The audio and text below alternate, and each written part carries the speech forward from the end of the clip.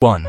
Sun Tzu said, "Whoever is first in the field and awaits the coming of the enemy will be fresh for the fight. Whoever is second in the field and has to hasten to battle will arrive exhausted." 2.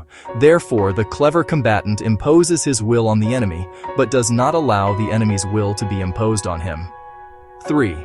By holding out advantages to him, he can cause the enemy to approach of his own accord. Or, by inflicting damage, he can make it impossible for the enemy to draw near. 4. If the enemy is taking his ease, he can harass him. If well supplied with food, he can starve him out. If quietly encamped, he can force him to move. 5. Appear at points which the enemy must hasten to defend. March swiftly to places where you are not expected. 6. An army may march great distances without distress, if it marches through country where the enemy is not. 7. You can be sure of succeeding in your attacks if you only attack places which are undefended. You can ensure the safety of your defense if you only hold positions that cannot be attacked. 8. Hence that general is skillful in attack whose opponent does not know what to defend, and he is skillful in defense whose opponent does not know what to attack. 9. O divine art of subtlety and secrecy! Through you we learn to be invisible, through you inaudible, and hence we can hold the enemy's fate in our hands. 10. You may advance and be absolutely irresistible if you make for the enemy's weak points. You may retire and be safe from pursuit if your movements are more rapid than those of the enemy. 11. If we wish to fight, the enemy can be forced to an engagement even though he be sheltered behind a high rampart and a deep ditch. All we need do is attack some other place that he will be obliged to relieve. 12. If we do not wish to fight, we can prevent the enemy from engaging us, even though the lines of our encampment be merely traced out on the ground.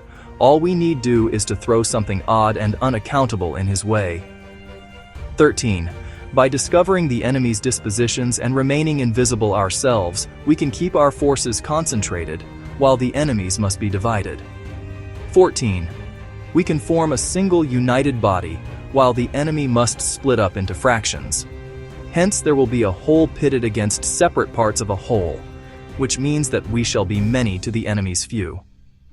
15. And if we are able thus to attack an inferior force with a superior one, our opponents will be in dire straits. 16. The spot where we intend to fight must not be made known, for then the enemy will have to prepare against a possible attack at several different points, and his forces being thus distributed in many directions, the numbers we shall have to face at any given point will be proportionately few. 17. For should the enemy strengthen his van, he will weaken his rear. Should he strengthen his rear, he will weaken his van. Should he strengthen his left, he will weaken his right. Should he strengthen his right, he will weaken his left. If he sends reinforcements everywhere, he will everywhere be weak. 18. Numerical weakness comes from having to prepare against possible attacks. Numerical strength from compelling our adversary to make these preparations against us. 19. Knowing the place and the time of the coming battle, we may concentrate from the greatest distances in order to fight. 20. But if neither time nor place be known, then the left wing will be impotent to succor the right equally impotent to succor the left, the van unable to relieve the rear, or the rear to support the van. How much more so if the furthest portions of the army are anything under 100 li apart, and even the nearest are separated by several li. 21. Though according to my estimate the soldiers of UA exceed our own in number, that shall advantage them nothing in the matter of victory. I say then that victory can be achieved. 22. Though the enemy be stronger in numbers, we may prevent him from fighting, scheme so as to discover his plans and the likelihood of their success. 23.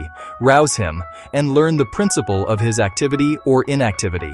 Force him to reveal himself so as to find out his vulnerable spots. 24. Carefully compare the opposing army with your own so that you may know where strength is superabundant and where it is deficient. 25. In making tactical dispositions, the highest pitch you can attain is to conceal them. Conceal your dispositions, and you will be safe from the prying of the subtlest spies, from the machinations of the wisest brains. 26. How victory may be produced for them out of the enemy's own tactics. That is what the multitude cannot comprehend. 27. All men can see the tactics whereby I conquer, but what none can see is the strategy out of which victory is evolved. 28. Do not repeat the tactics which have gained you one victory, but let your methods be regulated by the infinite variety of circumstances. 29. Military tactics are like unto water, for water in its natural course runs away from high places and hastens downwards. 30. So in war, the way is to avoid what is strong and to strike at what is weak. 31. Water shapes its course according to the nature of the ground over which it flows. The soldier works out his victory in relation to the foe whom he is facing. 32. Therefore, just as water retains no constant shape, so in warfare, there are no constant conditions. 33. He who can modify his tactics in relation to his opponent and thereby succeed in winning may be called a heaven-born captain. 34. The five elements, water, fire, wood, metal, earth, are not always equally predominant. The four seasons make way for each other in turn. There are short days and long. The moon has its periods of waning and waxing.